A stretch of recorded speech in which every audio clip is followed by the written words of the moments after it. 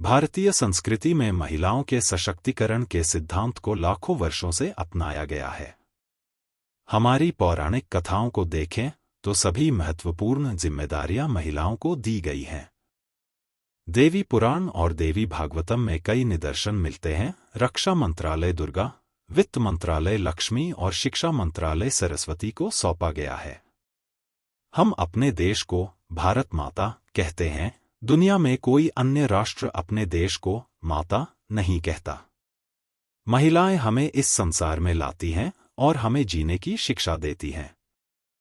एक माँ ही हमारी पहली गुरु होती है, जो हमें जीवन का पहला पाठ सिखाती है। महिला समाज में कई रूपों में अपनी भूमिका निभाती है। एक पिता के लिए बेटी, भाई के लिए बहन, पुत्र के लिए माता होती है।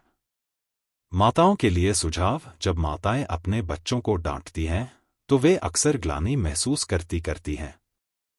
आप सोचती हैं, मुझे ऐसा नहीं करना चाहिए, लेकिन यह समझने की आवश्यकता है कि बच्चों को डांटना गलत नहीं है।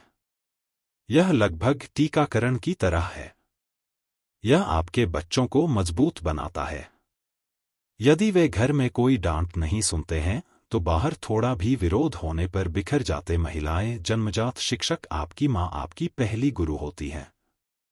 महिलाएं अपने भाइयों, बेटों, पिताओं को सिखाती हैं। इस अर्थ में हर महिला एक शिक्षक है।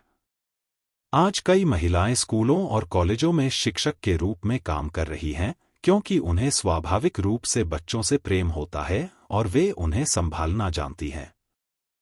यदि हम महिलाओं की भूमिका को देखें तो यह कहना कठिन होगा कि वे क्या क्या करती हैं, बल्कि यह कहना अधिक उचित होगा कि वे क्या नहीं करती। महिलाएं समाज की रीढ़ होती हैं। स्वयं की देखभाल भी आवश्यक। आज महिलाएं घर, समाज और राष्ट्र की विभिन्न भूमिकाओं में महत्वपूर्ण योगदान दे रही हैं। लेकिन इन सब के बीच उन्हें अपने स्वास्थ्य और मानसिक शांति का भी ध्यान रखना चाहिए। अक्सर महिलाएं अपनी भलाई की उपेक्षा कर देती हैं और अपनी जिम्मेदारियों में इतना खो जाती हैं कि वे स्वयं को ही भूल जाती हैं।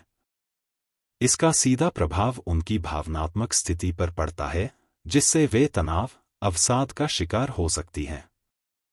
इसलिए हर महिला को चाहिए कि वह अपने लिए भी समय निकाले, अपने मानसिक और शारीरिक स्वास्थ्य का ध्यान रखे और स्वयं को केवल एक जिम्मेदारी निभाने वाली नहीं, बल्कि एक सशक्त, आत्मनिर्भर और खुशहाल व्यक्ति के रूप में देखे। स्वयं को समझे। सशक्त महिलाओं को स्वयं में सशक्त महसूस करना चाहिए और कभी भी स्वयं को पीड़ित नहीं समझना चाहिए। जब आप स्वयं को पीड़ित महसूस करती हैं तो आप अपनी ऊर्जा, उत्साह और शक्ति खो देती हैं और एक संकुचित सोच में बंध जाती हैं। यदि आप स्वयं को अपराधी मानती हैं तो आप कर्ता होने के अपराध बोध में फंस जाती हैं। आध्यात्मिक मार्ग वह है जहां आप पीड़ित मानसिकता और अपराधी मानसिकता दोनों से छुटकारा पा सकती हैं। इसलिए खुद को दोष देना बंद करें और अपनी प्रशंसा करना शुरू करें, क्योंकि प्रशंसा करना एक ईश्वरीय गुण है। समाज में बदलाव के लिए आगे बढ़े। समाज में महिलाओं के हित में कुछ बदलाव लाने की आवश्यकता है, लेकिन यह मत सोचें कि मैं एक महिला हूं, इसलिए मेरे साथ भेदभाव हो रहा है। आप इसे बिना स्वयं को पीड़ित महसूस किए भी कर सकती हैं। यदि आपको ऐसा कहीं अन्याय लगता है और आप खड़ी होती हैं, तो कोई भी आपका कुछ नहीं बिगाड़ सकता। आपके पास इतनी शक्ति है कि आप अपने अधिकारों को स्थापित कर सकती हैं।